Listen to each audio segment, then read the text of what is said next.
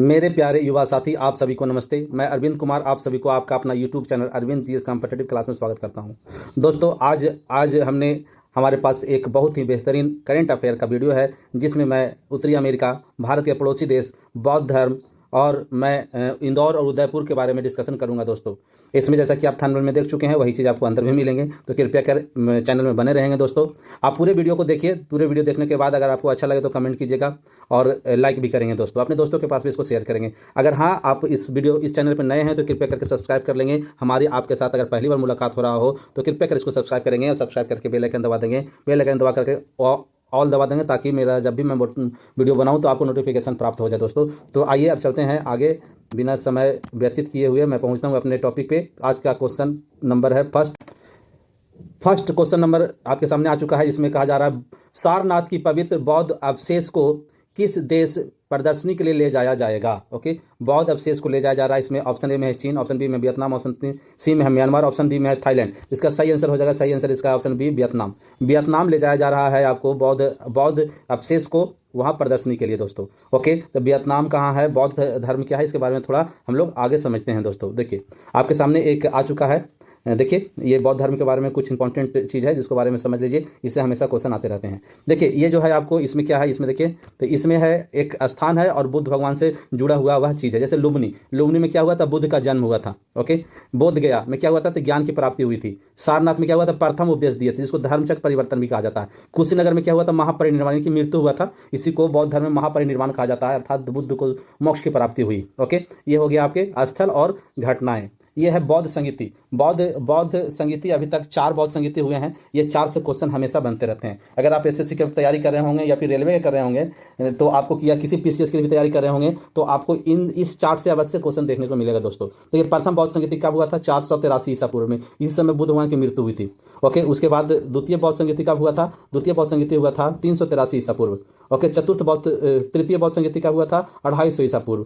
चतुर्थ बौद्ध संगीति 72 ईसा पूर्व हुआ था। ओके, कहाँ हुए थे, तो स्थान में आप देखेंगे तो पहला हुआ था आपका राजगीर में, दूसरा वैशाली में, तीसरा पाटलिपुत्र में, चौथा हुआ था आपका कुंडलग्राम में।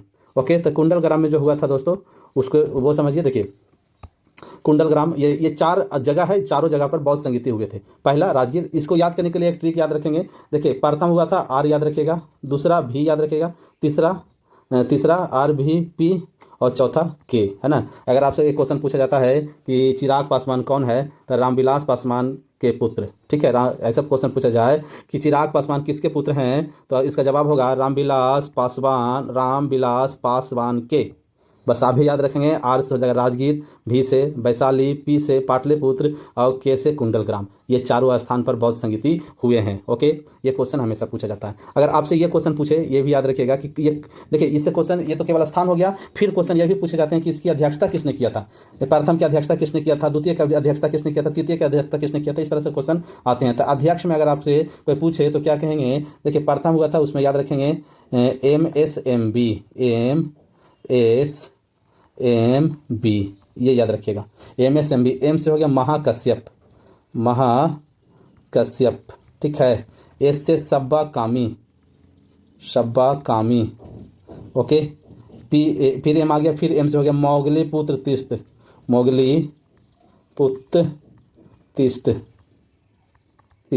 ओके, बी से हो गया वसुमित्र। ठीक है, ये 4 संगीति हुए। ये 4 संगीति में कौन कौन अध्यक्षता किया था, है ना, तो ये अध्यक्षता करने वाले लोगों में ये हैं। ठीक है, ओके, आगे बढ़ते हैं। देखिए, ये हो गया, प्रथम हुआ था महाकश्यप, दूसरा है आपको सब्बाकामी, तीसरा है मोगलीपुत्र, चौथा है वसुमित्र। ओके, आगे बढ़ते हैं। देखिए, ये तो हो गया। देखिए, हमने बताया आपको कहाँ हुआ था, राजगीर, वैशाली, पाटलिपुत्र, कुंडलग्राम। किसने अध्यक्षता किया, महाकश्यप, सब्बाकामी, मोगलीपुत्र, वसुमित्र। ओके, अब एक क्वेश्चन इसमें और पूछा जाता है कि इसकी शासक कौन थे। जब ये हुआ था अधिवेशन, तो शासक कौन थे, तो प्रथम जो शासक थे वो थे, याद रखिएगा, अक। प्रथम में आ से हो गया अजात शत्रु। ठीक है, का से हो गया कालाशोक। ठीक है, और क्या से हो गया आपको, का से ये हो गया आपको अशोक। ठीक है, और कनिष्क, ये हो गया, का से हो गया कनिष्क। ठीक है, कनिष्क। है ना। ये हो गया, यानी कि कहने का मतलब प्रथम बौद्ध संगीत के समय शासक कौन थे? अजातशत्रु। दूसरे के समय कौन थे? कालाशोक। तीसरे के समय अशोक। चौथे के समय कनिष्क। ठीक है, चौथा जो हुआ था कनिष्क इसके शासक थे। बाकी देखिए ऊपर से 3 देखेगा, ये तीनों जो है बिहार में हुआ था। बाकी कनिष्क जो करवाया था वो कुंडलग्राम, ये जम्मू कश्मीर में आज के डेट में, ये जम्मू कश्मीर में है दोस्तों। तो याद रखेंगे ये। आगे बढ़ते हैं नेक्स्ट, है ना।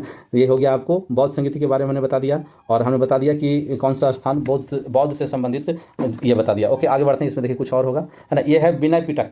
ये देखिए पिटक है, पिटक यानी त्रिपिटक होते हैं बौद्धों में। त्रिपिटक नाम के ये पुस्तक है और इसका विषय है ना। त्रिपिटक क्या होते हैं? 3 पुस्तक है और तीनों में क्या क्या लिखा हुआ है उसी को बोलते हैं त्रिपिटक, है ना। तो देखिए एक है विनय पिटक। त्रिपिटक में कौन कौन आते हैं? पहला विनय पिटक, दूसरा सूत पिटक, तीसरा आ जाता है अभिधम पिटक।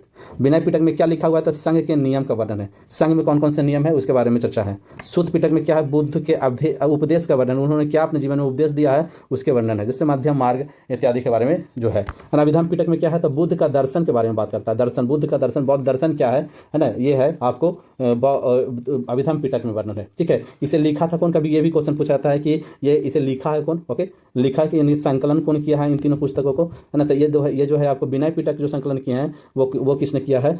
वो क्या? उपाली ने। याद रखेंगे, उपाली ने किया था। ठीक है, उसके बाद सूत पिटक किसने किया था? आनंद ने किया था, आनंद ने। याद रखेंगे। ओके, अभिधम पिटक किसने किया था? मोगलीपुत्र ने किया था। ओके, मोगलीपुत्र अभी नाम सुने होंगे। मोगलीपुत्र क्या है? तो ये आपको बौद्ध संगीति के अध्यक्ष, तीसरी बौद्ध संगीति के अध्यक्षता इन्होंने किया था, और अभिधम तीसरे बौद्ध संगीति में ही अभिधम पिटक को रचना किया गया था, तो इन्होंने ही रचना किया था। तो याद रखेंगे, है ना। उपाली, ये दोनों जो है प्रथम बौद्ध संगीति में ये संकलन किया था, आनंद और उपाली ने विनय पिटक और सूत पिटक को। ओके, आगे बढ़ते हैं नेक्स्ट। देखिए आपके सामने ये आ चुका है, आपका वियतनाम आ चुका है। अभी हम लोग वियतनाम के बारे में चर्चा किए थे। वियतनाम में ये प्रदर्शनी होना है, तो वियतनाम के बारे में समझिए कि ये हो गया आपका वियतनाम। देखिए ये वियतनाम पीला से जो है हमारा पेन चल रहा है, ये वियतनाम पर चल रहा है। वियतनाम का जो राजधानी है हनोई। याद रखेंगे। वियतनाम के जो कौन कौन देश के सीमा साझा करता है, तो इधर में चीन करता है, इधर में लाओस करता है, और इधर में आइएगा तो थाईलैंड नहीं करता, इधर में कंबोडिया करता है। 3 देश के साथ ये सीमा साझा करते हैं। ओके, ठीक है, ये वियतनाम। आगे बढ़ते हैं। वियतनाम, चाइना, ये है आपको चाइना, साउथ चाइना सी, ये वाला साउथ चाइना सी है। ठीक है, इधर में आइएगा तो बंगाल की खाड़ी इत्यादि है। आगे बढ़ते हैं, देखिए और भी कुछ मिलेंगे। देखिए ये है कि ये एक बड़ा मैप पर आ गया है। देखिए इधर में देखिए ये भारत के साथ किस तरह से संबंधित है। भारत हो गया, भारत के बाद ये हो गया आपको वियतनाम। यहाँ जाने के लिए अगर हम लोग जाते हैं तो ये पानी के रास्ता से हम लोग पहुँचते हैं यहाँ। ये देखिए ये हो गया म्यांमार, ये हो गया आपको थाईलैंड। यहाँ क्या बढ़िया था? मलेशिया के आगे बढ़िया तब आपको मिलेगा मलाक्का जल संधि से हम लोग पहुँचे साउथ चाइना सी में, उसके बाद पहुँच जाते हैं हम लोग वियतनाम में। ओके, तो ये है आपका मैप पर समझ लिए वियतनाम को। आगे बढ़ते हैं नेक्स्ट, है ना। यह है वियतनाम के प्रधानमंत्री हैं। ठीक है, वियतनाम के प्रधानमंत्री, इनका नाम है, देखिए नाम है फाम मिह चिन्ह। यह भी प्रधानमंत्री है वियतनाम के। कोई दिक्कत? ये प्रतीक हो गया वियतनाम का। आगे बढ़ते हैं नेक्स्ट क्वेश्चन आपके सामने आ चुका है, नया क्वेश्चन नंबर 2। हाल ही में सुनीता विलियम्स ने अंतर्राष्ट्रीय अंतरिक्ष स्टेशन में कितने दिन तक समय बिताई है? ओके, तो देखिए 286 दिन ऑप्शन ए में, ऑप्शन 2 में है 608 दिन, ऑप्शन सी में है 1110 दिन, ऑप्शन डी में है 365 दिन। तो इसका सही जवाब हो जाएगा ऑप्शन ए, यानी कि 286 दिन वह अंतरिक्ष में रुकी है। ओके, ये सब ऑप्शन में क्या क्या है? तो ये जो ऑप्शन बी दिया हुआ है ये पूरे, यानी कि अभी तक 3 बार अंतरिक्ष में जा चुकी है, सभी मिला करके इनका इतना दिन तक रुकी है, सब मिला देंगे तो इतना दिन तक रुकी है, 608 दिन तक। ओके, और ये क्या है भाई? ये है ना, ये एक व्यक्ति हैं, आपको रूस के एक व्यक्ति हैं, उन्होंने ये रूस के एक व्यक्ति हैं। देखिए 1110 दिन जो है ये रिकॉर्ड किनका है? ओलेंग कोनोनेनको एक व्यक्ति हैं जो रूस के हैं। ओके, तो रूस के एक व्यक्ति हैं जिन्होंने सबसे अधिक बार, अगर पूछा जाए विश्व में सबसे अधिक बार अंतरिक्ष में किसने रहा है, तो सबसे अधिक बार रहे हैं ओलेंग कोनोनेनको। ठीक है, कितना दिन तक रहे हैं? वो रहे हैं 1110 दिन। ओके, और ये है 286 दिन ये सुनीता विलियम्स रही है। सुनीता विलियम्स सब अधिक बार कितना रही? 608 दिन रही है दोस्तों। ओके, आगे देखते हैं और भी इसके बाद डिस्कशन होगा। देखिए ये है सुनीता विलियम्स भारतीय मूल की हैं। भारतीय मूल की एक व्यक्ति भारतीय मूल की हैं। इनके माता नहीं पिता भारतीय थे। ओके, आगे बढ़ते हैं। देखिए इनके बारे में, इनकी अंतिम अंतरिक्ष यात्री जो हुए वो कब हुआ था? ये हुआ था 5 जून 2024 को हुआ था। किस यान से गए थे? तो बोइंग स्टार लाइनर से गए थे। ओके, 9 महीने तक रुकी थी। एक्चुअली रुकना था मात्र 8 दिन। ठीक है, लेकिन 9 महीने तक इनके यान में कुछ तकनीकी खराबी आ गई, जिसके कारण वो वापस उसी यान से नहीं आ पाई। फिर दूसरा टीम गया तब वो फिर वापस आई है। ओके, लौटी है कब? 18 मार्च 2025 को लौटी है, जो 5 जून 2024 को गई थी। कहाँ उतरी है भारत में? तो उतरी थी फ्लोरिडा के तट पर उतरी थी। अमेरिका में एक जगह है फ्लोरिडा, आगे देखेंगे, बताएंगे आपको फ्लोरिडा कहाँ पे है ना। इसके साथ ही कौन थे? तो जो गए थे ये भी फंसे हुए थे आपको अंतरिक्ष स्टेशन पे, क्या नाम है, बुच बिल्मोर जो है इनके साथ गए थे, ये भी फंसे हुए थे। ओके, ये इनकी नागरिकता अमेरिका की है, अमेरिकी नागरिक है ये सुनीता विलियम्स। ओके, ये मूल भारतीय हैं, मूल रूप से ये भारतीय हैं, भारतीय मूल की अमेरिकी नागरिक है ये। इनके पिताजी पांड्या, इनका दीपक पांड्या जो भारत के गुजरात के रहने वाले थे। ओके, है ना, इस तरह से इनके बारे में कुछ बैकग्राउंड ये याद रखिए, इससे कहीं से भी क्वेश्चन इनसे बन सकता है दोस्तों। आगे बढ़ते हैं। नेक्स्ट देखिए, आपके सामने क्वेश्चन आ चुका है, तीसरा क्वेश्चन, यूनेस्को ने किस भारतीय शहर के लिए वेटलैंड सिटी के रूप में मान्यता दी? ऑप्शन ए जो है इंदौर, ऑप्शन बी है आपके सामने, ऑप्शन ए इंदौर है, ऑप्शन बी सूरत है, ऑप्शन सी में ए बी दोनों, ऑप्शन डी में इनमें से कोई नहीं। क्वेश्चन सही कौन सा होगा? तो इसका सही आंसर होगा option A Indore. Okay, Indore जो है ये इंदौर, देखिए एक्चुअली में दो शहर को यूनेस्को ने वेटलैंड सिटी की मान्यता दिया है। ये दो शहर में, एक शहर है इंदौर और दूसरा है आपका उदयपुर। ठीक है, अगर ऑप्शन बी में उदयपुर रहता तो ऑप्शन सी आंसर सही हो जाता, लेकिन ऑप्शन बी में सूरत दिया हुआ है, इसलिए इसका आंसर ए सही होगा दोस्तों। आगे बढ़ते हैं। नेक्स्ट देखिए, इनके बारे में कुछ होगा डिस्कशन। ये है, देखिए ये है आपके उदयपुर और आपका ये हो गया इंदौर। इसके बारे में देखिए, जनवरी 2025 तक इंदौर जो मध्य प्रदेश में, उदयपुर राजस्थान में है। ओके, रामसर कन्वेंशन के तहत यूनेस्को द्वारा वेटलैंड शहरों के रूप में मान्यता दिया गया है दोस्तों। ठीक है, ये दो शहर को, पहली बार दो भारतीय शहर को, है ना, ये वेटलैंड के मतलब आर्द्र भूमि होता है, तो आर्द्र भूमि में मान्यता दिया गया। ये मान्यता क्यों दिए जाते हैं? तो यह मान्यता उन दुनिया भर के उन शहरों को दी जाती है जो अपने शहरी एवं अर्ध शहरी आर्द्र भूमियों के संरक्षण और सतत प्रयोग के प्रति दृढ़ प्रतिबद्धता प्रदर्शित करते हैं। ओके, तो ये शहर जो है अपने जितना भी आर्द्र भूमियां हैं उसके संरक्षण के और इसके उपयोग के, सतत उपयोग के, ऐसा उपयोग करे जो समाप्त ना हो जाए, इसका उपयोग, ऐसा उपयोग का ये बढ़ावा देता है। इसलिए इन दोनों शहर को वेटलैंड सिटी का दर्जा दिया गया, वेटलैंड सिटी। नेक्स्ट क्वेश्चन देखिए आपके सामने आ चुका है, क्वेश्चन नंबर 4। क्या कहता है? अमेरिकी राष्ट्रपति डोनाल्ड ट्रंप किस पार्टी के नेता हैं? Okay, democratic party, option A में, ऑप्शन बी में रिपब्लिकन पार्टी, ऑप्शन सी में कंजर्वेटिव पार्टी, ऑप्शन डी में लेबर पार्टी। तो इसका सही आंसर हो जाएगा ऑप्शन ए, जो क्या है, सॉरी ऑप्शन बी इसका सही हो जाएगा रिपब्लिकन पार्टी। ये रिपब्लिकन पार्टी के हैं आपके डोनाल्ड ट्रंप, रिपब्लिकन पार्टी से बिलोंग करते हैं दोस्तों। ओके, अभी देखिए डोनाल्ड ट्रंप के बारे में आप देखेंगे तो ये जनवरी 2025 में ये सत्ता में आए हैं, 2025 में, है ना, ये शपथ लिए हैं अमेरिका के राष्ट्रपति के रूप में, और ये दूसरा बार का कार्यकाल पूरा हो रहा है। ओके, अमेरिका में एक नियम बना हुआ है, आर्टिकल 24 के तहत ये किया गया है कि अमेरिका में कोई भी व्यक्ति है जो 2 वर्ष से अधिक राष्ट्रपति नहीं बनेंगे, 2 ही बार बनेंगे, जबकि भारत में ऐसा नहीं है। भारत में कोई भी राष्ट्रपति जितना बार भी बन सकता है। ओके, लेकिन अभी तक 2 वर्ष से अधिक कोई भी राष्ट्रपति नहीं बने हैं दोस्तों। ओके, आगे बढ़ते हैं। देखिए आपके सामने आ गया है अमेरिका का ये मैप है, देखिए ये अमेरिका है। देखिए अमेरिका नाम के कोई ऐसा देश नहीं, अमेरिका नहीं, यूएसए होता है एक्चुअली में। ये पीला वाला दिख रहा है, ये यूएसए है, आप देखिएगा ये पीला वाला जितना दिख रहा है ये सब ये यूएसए है, ठीक है, ये भी यूएसए है। ओके, है ना, तो यूएसए क्या है? देखिए ये एक्चुअली में ये उत्तरी अमेरिका है, पूरा का पूरा उत्तरी अमेरिका में एक देश है, उत्तरी अमेरिका कॉन्टिनेंट हो गया, और उत्तरी अमेरिका में एक देश है जो है यूएसए, जिसको बोलते हैं यूनाइटेड स्टेट ऑफ अमेरिका, है ना, और बोल चल के भाषा में अमेरिका कहते हैं, अमेरिका यही हो गया दोस्तों। ओके, तो ये हो गया अमेरिका, है ना, यहीं के राष्ट्रपति हैं डोनाल्ड ट्रंप। ओके, अब देखिए इसके बारे में कुछ और फैक्ट जानिए, है ना, अगले पेज में हम लोग चलते हैं। देखिए ये हो गया आपका यही मैप है, देखिए थोड़ा सा उससे ज़्यादा क्लियर दिख रहा है। यहाँ देखिए अमेरिका में कौन कौन सा देश है, थोड़ा सा इसके बारे में नजर दौड़ाएंगे तो आपको समझ में आएगा कि ऊपर में चलिए तो ये आपको कनाडा मिलेगा, देखिए ऊपर सही है, ठीक है। देखिए ये हो गया आपको कनाडा, देखिए ये हो गया कनाडा, ठीक है। अब इसके नीचे जाइएगा तो ये आपको यूएसए है, इसके नीचे जाइएगा तो ये आपको मैक्सिको है ना, इधर में जाइएगा तो वेलीज है, एल सेल्वाडोर है, होंडुरुस है, एकांकागुआ है, निकारागुआ है, और इधर में आइएगा तो पनामा है, देखिए यहाँ पे ये पनामा है, यहाँ पे देखिए ये पनामा है, ठीक है। ओके, है ना, तो इस तरह से है। यहाँ पे आप आइए तो देखिएगा तो भारत में देखिए ये हो गया रसिया, यहाँ देखिए बड़ा ध्यान से देखिएगा, यहाँ पे ये है आपका रसिया, ये रसिया है, ठीक है। और ये हो गया आपको उत्तरी अमेरिका में ये अलास्का वाला पार्ट जो है ये यूएसए का है, ठीक है। तो यूएसए और रसिया के बीच में देखिए यहाँ पे एक जल संधि है, जल संधि, ठीक है। इस जल संधि को कहते हैं बेरिंग जल संधि, इसको देखो बेरिंग जल संधि कहते हैं। क्या कहते हैं? बेरिंग जल संधि, जल संधि, ठीक है, बेरिंग जल संधि है।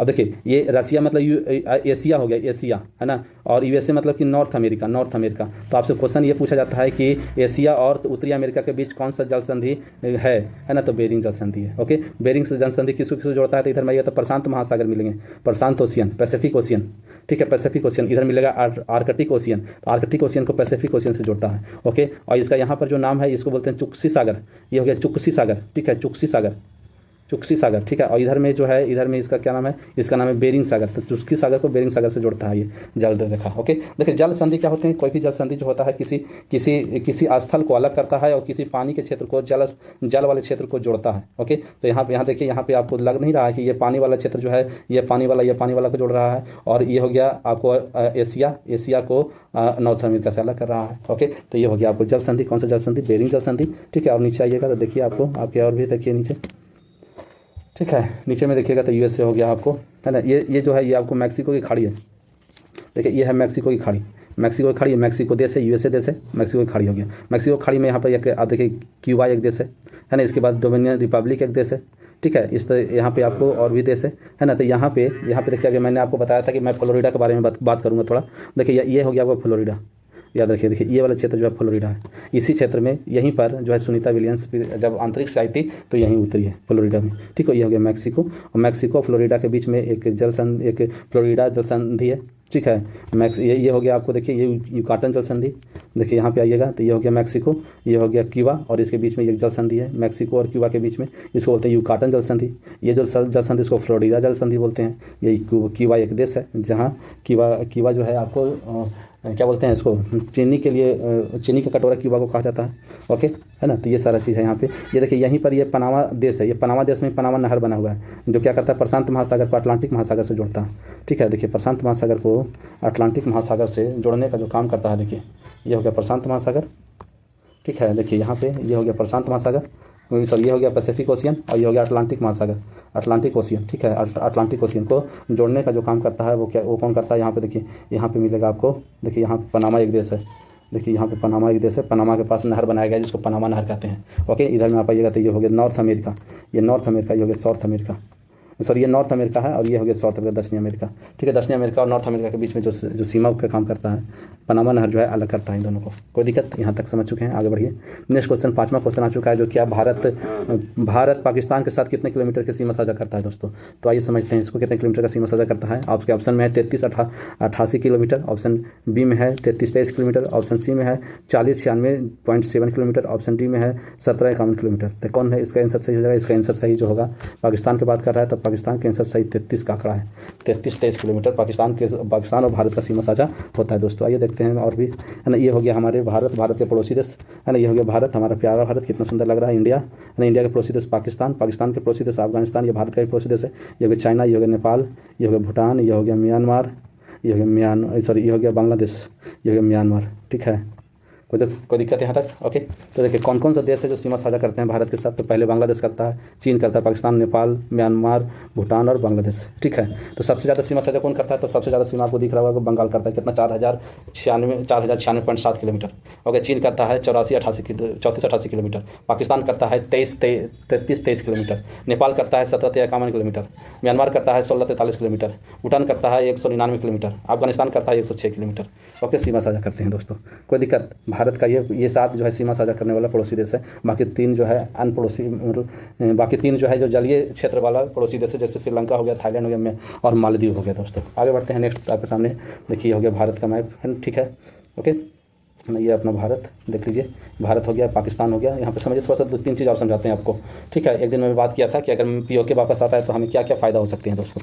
देखिए यहाँ पे आ गया अफगानिस्तान के साथ सीमा जो साझा करता है, ये सीमा देखिए यहाँ पे साझा कर रहा है सीमा, है ना। ये सीमा साझा हो रहा है अफगानिस्तान के साथ, ठीक है। लेकिन ये जो लाल वाला हमने जो पेंट लगाया है, ये लाल वाला क्षेत्र जो है हमारा है, लेकिन हमारे पास नहीं है। ये कश्मीर, ये पाकिस्तान के पास है, इसलिए इसको हम लोग पाक ऑक्युपाइड कश्मीर कहते हैं, पीओके। ओके, अगर पीओके के हम वापस ले लेते हैं, पीओके होने के कारण कि यहाँ सेना कौन सा है, पाकिस्तान का सेना है। पाकिस्तान का सेना है तो हम अफगानिस्तान के साथ सीमा साझा जो है नहीं हो पाता है। अगर पीओके वापस हमको मिल जाता है तो पीओके वापस मिलने के बाद क्या होगा, पीओके वापस मिलने के बाद ये होगा कि हमारा जो संचार की व्यवस्था है, यह अफगानिस्तान आराम से जा सकता है ना, क्योंकि हमारा बाउंड्री शेयर करता है अफगानिस्तान के साथ। लेकिन कब शेयर करेगा, जब यह पीओके भारत में शामिल हो जाएगा। इसलिए पीओके, अगर देखिए हम सड़क बना करके अफगानिस्तान में जा सकते हैं, अफगानिस्तान से Uzbekistan, Turkmenistan, Tajikistan, Kyrgyzstan, Iran, Iraq, Syria, Turkey, Lebanon, Cyprus, Oman या Saudi Arab, Amman, Bahrain, Kuwait, ये सब जा करके हम व्यापार कर सकते हैं आसानी से। अगर हमको केवल पीओके मिल जाता तो यहाँ से हम रोड बनाएंगे। देखो पीओके से एक तो जो रोड बना रहा है चाइना बना रहा है, पीओके होता हुआ,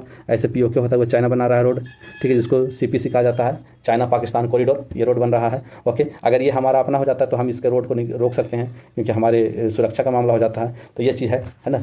ओके, आगे बढ़ते हैं। देखिए, तो ये हो गया आपको नेक्स्ट, चलिए हो गया, इसको यहीं तक रखते हैं दोस्तों। अगर आप हमारे चैनल में नए होंगे तो कृपया करके चैनल को सब्सक्राइब करेंगे दोस्तों। और अगर आपको वीडियो अच्छा लगा होगा तो